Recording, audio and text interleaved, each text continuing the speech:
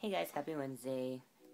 Actually, by the time this gets online, it'll probably be happy Thursday, but happy day, and my name is Shay. I am with the FTM Sweethearts channel, and I vlog on Wednesdays most of the time, except for Thursdays when I'm sleepy and tired and busy. Sorry, it's finals week, so my brain is not existent right now. So, in our house, we've had a pretty good week. My mom left here to visit my little sister, which I was really worried about, and it sounds like it went okay. You know, my mom made some kind of awful comments, but they were similar to the ones that she'd made around me, and I'd already told my sister about them, so when my mom said them to her, she'd use the same defense, and it wasn't too bad, as far as I know, which I'm grateful for. This coming week, on Saturday, we're actually flying to Washington for a little family Christmas, and Gavin has never met large quantities of my family in the same space, because we're kind of all spread out, and so, you know, we'll get like one or two of us together, but this will be everybody's together, and I'm dragging him along, yay. Alright, so this week we are talking about sexual things with our trans partners, like how do you work with dysphoria, how do you get around, you know, name, label, body part. Hey. Gavin came in, he's gonna help. I am. Well, you walked in the middle of the video, it seemed kind of sweet. What are we talking about? Sex and dysphoria. Oh, that's embarrassing. You don't have to say.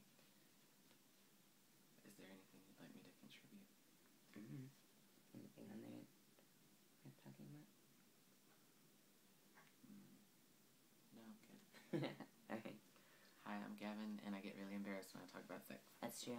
He gets redder than my hair. It's pretty cute. Alright.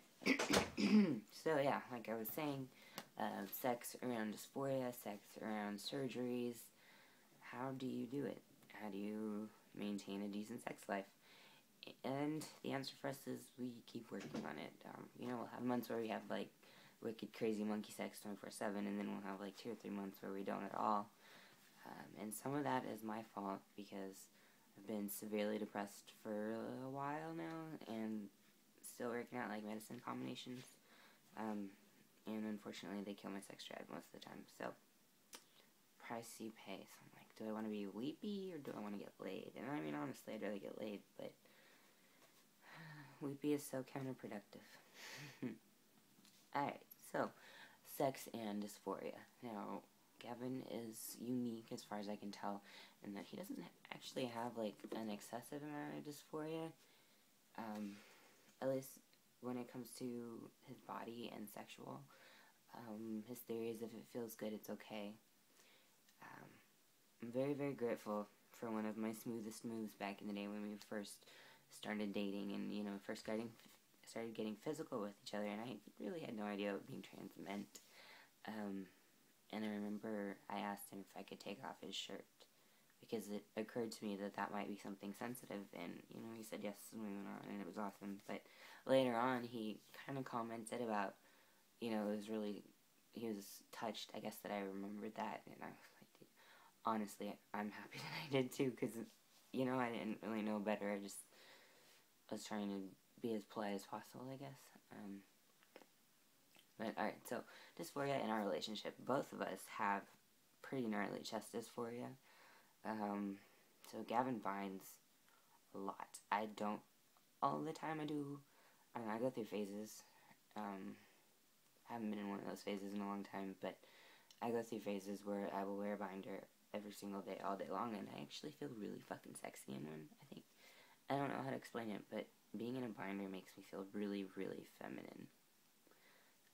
Gavin has this theory in that I love Nelly little gay men, and he thinks that, for me, they're the epitome of femininity, and so when I feel myself as chestless, then, like, I guess I kind of relate to the pretty gay boys, and then somehow twist it all up, that equals feminine and beautiful. I don't know, it's an interesting thought, but I haven't really worked on it yet. So alright, so we both have chest dysphoria, and I have huge, huge tits. It sucks. I've been a 34 double D since I was about 14 or 15, I think, and it kind of, not really a good look. So, during sex, we don't limit the body parts that can and can't be touched, but I don't know, we still involve them in sexual activity, but we kind of try to minimize the focus on them, I guess, if that makes sense.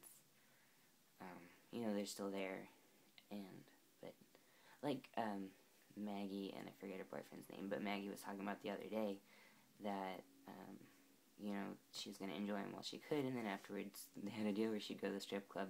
Gavin doesn't like the strip club, but maybe I could work that in too. So, kind of the same policy. I'm trying to enjoy them while they're here and while I can, because they're not going to be here forever. Yeah, so that's our main dysphoria issue. Bottom dysphoria-wise,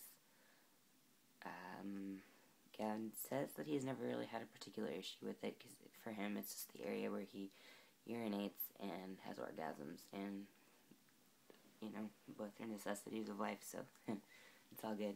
Alright, so, how about high sex drives? Well, like I said earlier, being medicated kind of kills my sex drive, which fucking sucks.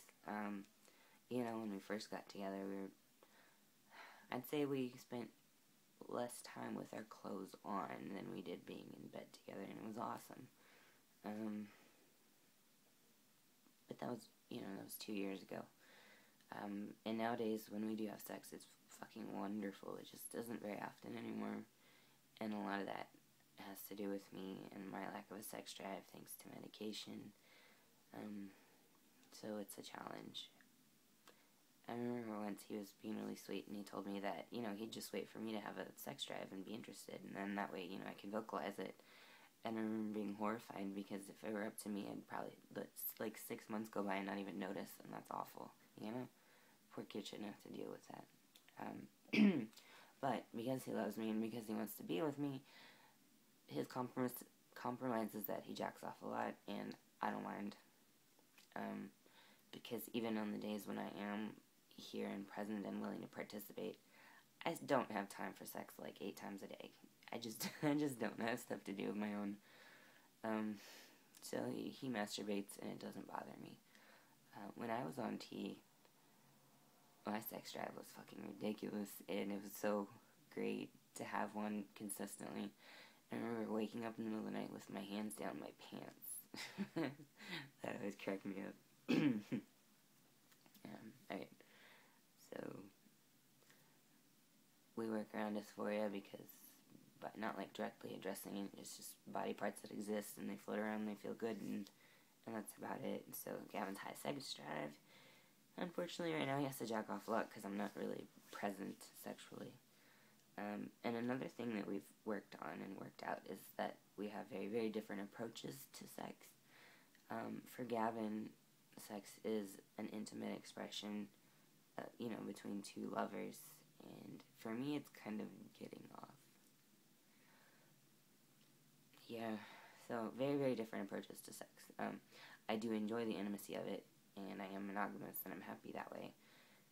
He's the only person I want to see naked for the rest of my life. But to me, I don't know, it's still just getting off. And maybe it's because I'm so busy. I'll go, this is gross, but I'll go for 2 or 3 days without showering because I forgot, because it's just not that high on my priority list when I have thousands of other things to take care of. So,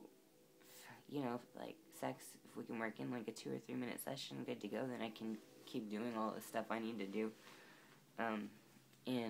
But for Gavin, that's not enough. He needs the cuddling, and he takes it as a statement of love and of being intimate together, and it's really, really important to him. He needs that closeness.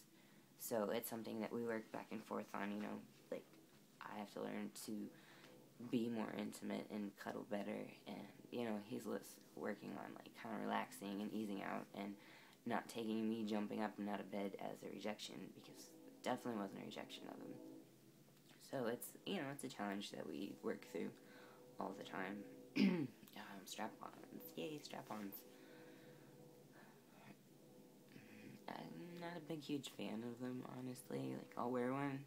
It's fun. But I'm I'm just really not a fan of penetration. So Gavin likes to wear one, but it doesn't really do anything for me sexually. So it's kind of rough, I guess, because he doesn't want to do it if I'm not going to enjoy it. But I think that the mental pleasure that comes along with it is pretty awesome. So that's why I don't say no, don't use it, because I know that a good part of it's mental and it's sexy. So even if I don't get off during it, I don't mind if it's being used per se. And last but not least, no areas, which I like to call yes areas, because yes, you should touch them as often as possible. I'm just kidding. I guess probably what I meant when I wrote no areas was dysphoric stuff, dysphoria. And I guess I kind of already talked about that, so we just avoid direct contact or direct eye contact, or something along those. Sorry, I'm tired. Finals, yay! Alright, almost done with finals, and I'll be graduating really soon, so I'm gonna get more interesting in the future. Also, if any of you guys live in Washington, around the Seattle area, we're gonna be there for a whole week, and if you want to hang out, that'd be cool. So, have a good week, everyone. Good luck to all you poor college kids out there with your finals, and I'll see you again next week.